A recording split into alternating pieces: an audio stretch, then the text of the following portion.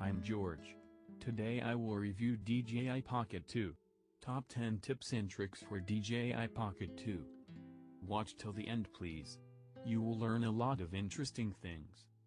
If you like my channel, please like and subscribe.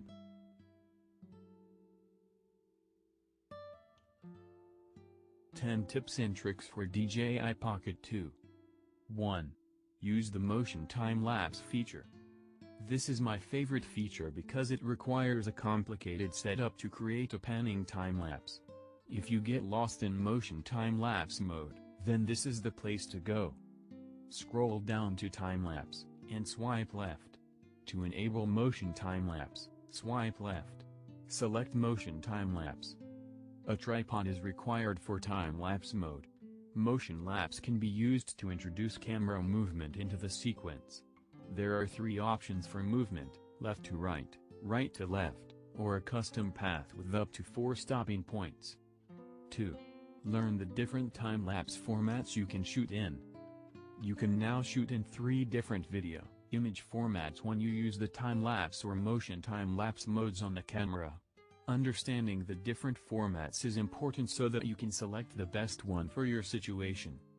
Time-lapse formats can be hard to find, so this is how you can change them.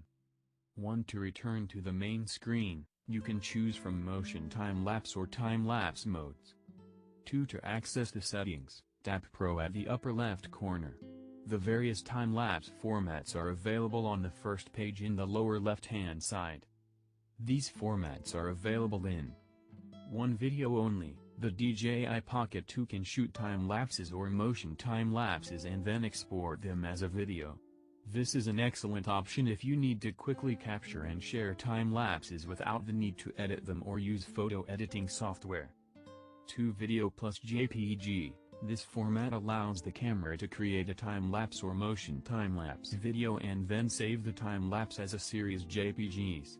This format is great if you don't need raw images but want to create a high-resolution time-lapse with video editing software. 3. Video plus RAW. This format allows the camera to create a motion time-lapse or time-lapse video. The RAW files will contain the captured time-lapse. If you need to have high-resolution time-lapses, this is the best choice. RAW image files have more information than JPG, so it's easier to color correct or color grade. You will need both photo and video editing software to create a time-lapse using raw image files. 3. Use Pro mode even if you're not a pro. You can access important settings like exposure, white balance, and autofocus much faster by activating Pro mode. Even if you don't intend to use full manual mode, it's a good idea to enable Pro mode so that you can access these settings. Swipe down on the menu to enable Pro mode. Swipe to the right side, and you will see the Pro mode option. To enable Pro mode, click on the Pro button. 4. Learn the 4 gimbal modes. Knowing the differences between the 4 gimbal modes is key to choosing the right one for you. Switching between the different gimbal modes can be done by simply using the DJI Mini Control Stick, which comes with the DJI Pocket 2. These are the 4 most popular shooting modes. Tilt lock. Tilt lock mode allows only the pan, x-axis, while the y-axis is locked. The roll axis, however, remains level. This mode allows you to tilt the camera from up or down or left or right, but the camera will still face forward. This mode is great for shooting forward and backward movements or if you wish to shoot in flashlight mode. FPV. All axes in FPV mode, pan, tilt, and roll, can move freely and will follow the motions of the camera. For example, if you move the camera from left to right, it will follow the motion of your camera and pan and roll to the right. This mode can be used for action shots where the camera position is constantly changing, and there is less stability. Follow. This mode works well in most situations and is great when combined with active track. This mode allows the tilt and pan axis to be followed without restriction while the roll axis is kept level. Complete camera lock.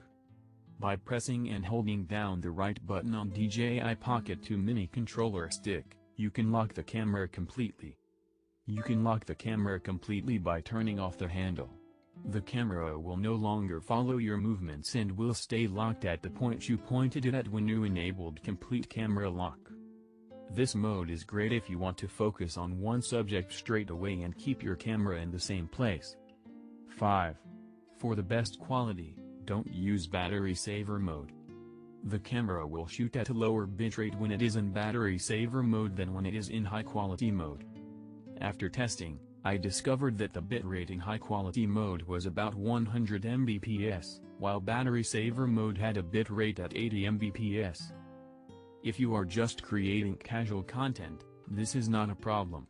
It's better to use the high quality mode if you are creating video for professional purposes or if you want to color correct and color enhance your footage in post. If you are just creating casual content, this is not a problem. It's better to use high quality mode if you are creating video for professional purposes or if your goal is to color correct and color grade your footage in post. 6. Select the right to follow speed for what you're filming. You can choose between two speeds of following in the camera: fast follow or slow follow. If your subject moves fast, fast follow is better. Slow follow is better if you need more cinematic movement. To adjust the speed of the camera follows, swipe up on your screen to open the menu. You can change the speed by clicking on the icon at the bottom. 7. For the best quality photos, shoot in 64 megapixel resolution. You can choose from either JPEG or RAW as your photo resolution. There are two resolutions available, a high pixel 16 megapixel resolution and an ultra high pixel 64 megapixel resolution. Ultra high pixel 64 megapixel setting is recommended if you desire the highest quality images and the finest detail. The RAW file format is also recommended if you intend to edit your photos using photo editing software such as Lightroom or Photoshop. First, make sure that you are in photo mode before changing between photo resolution. Next, swipe down on your screen. The fourth option for photo resolution is on the left. You can switch between JPEG or RAW format by ensuring that you are in photo mode. To open the settings, tap the Pro button at the top left corner. The picture format selection page will be displayed on the first page. 8. The camera can be charged and used simultaneously. The DJI Pocket 2's unique feature is the ability to charge the device via a USB-C cable while simultaneously using the camera. The battery life is not the best, and the batteries aren't interchangeable. This allows you to use an external battery pack to increase battery life while shooting. 9. For vertical mode, turn the camera on its side. To shoot vertical video in portrait orientation on social media, you just need to turn the camera sideways. 10. For a greater dynamic range, use a D-Cinelike color profile. The D-Cinelike profile is recommended if you intend to color correct or color grade your footage. D-Cinelike has a flatter profile that allows you to edit your footage later. This is a frame taken from my cinematic short film. It shows you how the footage D-Cinelike looked before and after color correction and color grading. First, make sure that Pro mode is enabled in order to change your color profile. To change your color profile, first enable Pro mode by tapping the Pro button at the top left corner. The color profile settings are located in the bottom left corner. To change the color profile between normal and D-Cinelike, tap this setting. DJI Pocket 2, verdict. When it comes to stable video and small size, the DJI Pocket 2 is the best-in-class device. It's the perfect choice for anyone looking for a small, pull-out camera that can be used for handheld video work. The Creator Combo includes an external audio option that makes it easy to add sound and a handy ultra-wide lens attachment. This will not only improve the quality of your video but also increase the field of view. The Pocket 2's noise handling is not the best. There are some highlights, such as a shallower depth of field than expected, nippy focus, great object tracking, and excellent color reproduction. At the time of writing, backlit scenes lack dynamic range. However, this will be addressed in a forthcoming software update. Although there are some negatives, the DJI Pocket 2 is a great choice for everyday use and good lighting. It's impossible to do everything and still fit into a jacket pocket. Conclusion: Pocket 2 builds on the greatness of Osmo Pocket 1 and adds 4K footage at 60 fps. It features active track, mechanical stabilization, and a compact design that can be slipped into your pocket, making it a great addition to any videographer's camera bag. The DJI Pocket 2 is the best pocket camera around for solo videographers. It's small and lightweight, but it still packs some serious power for capturing high-quality images or videos. This article has given you 10 tips and tricks to help get the most out of your Pocket 2 so that you can capture amazing shots on the fly.